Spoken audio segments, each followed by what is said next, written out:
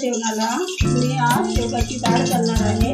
त्यासाठी मी घेतलेली आहे शेवगाची शेंग, कांदा, टमाटर, कोथिंबीर, मिरची, आलं लसूण, तेजपत्ता व हिंग घेतलेला आहे। मध्ये तेल गरम करायला ठेवलं आहे। आता आपण टाकून घेऊया पहिले पूर्ण टाकून तेजपत्ता, नंतर थोडीशी जिरा मोहरी।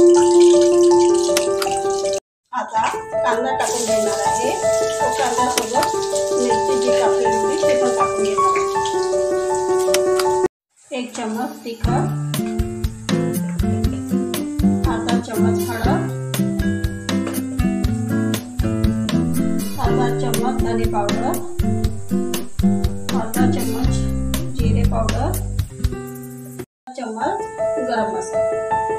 आता टाकून घेणार आहे अद्रक लसूण जे आपण ठेचून घेतलेले ठेवलेली आहे।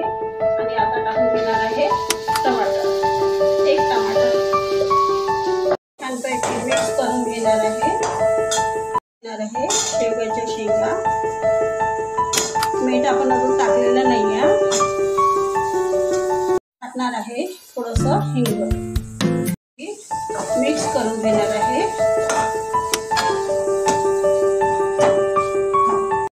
टेस्टनुसार थोडंसं मीठ टाकून घेणार आहे आणि 5 मिनिटासाठी वाफेवर शिजवणार आहे। मसाला आपला न जळण्यासाठी थोडं पाणी टाकून घेणार आहे। आता झाकून घेणार आहे व 5 मिनिटं वाफेवर शिजवणार आहे। आता तुरीची डाळ टाकून घेणार आहे जी मगाशी मी शिजवून घेतलेली होती।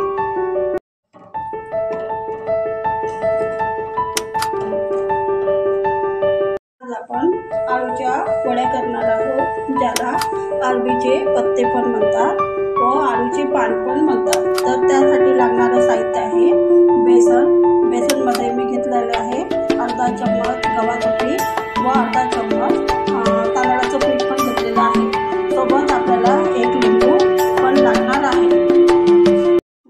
1 चम्मच तिखट,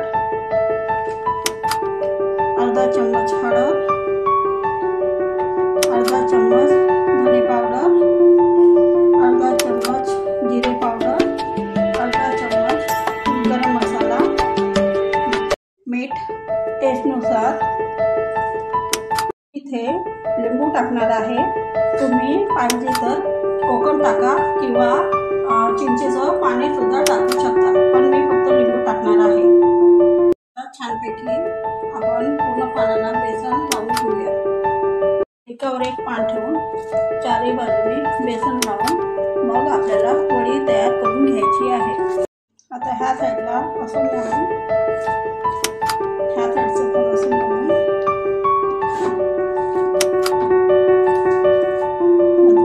असं रोल तयार करून घ्यायचं।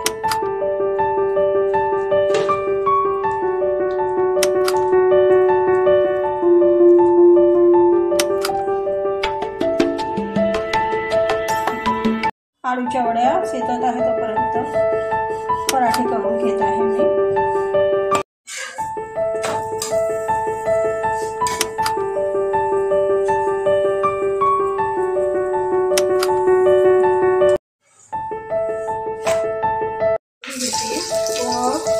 आळूची भाजी पण करते।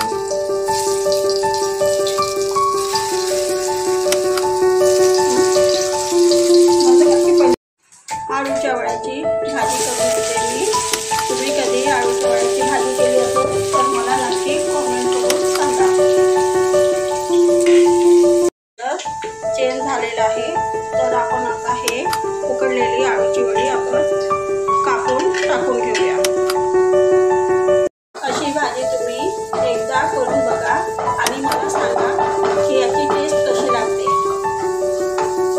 ही रेसिपी जर तुम्हाला आवडली असेल तर मला लाईक, शेअर, कमेंट आणि सबस्क्राईब नक्की करा। धन्यवाद।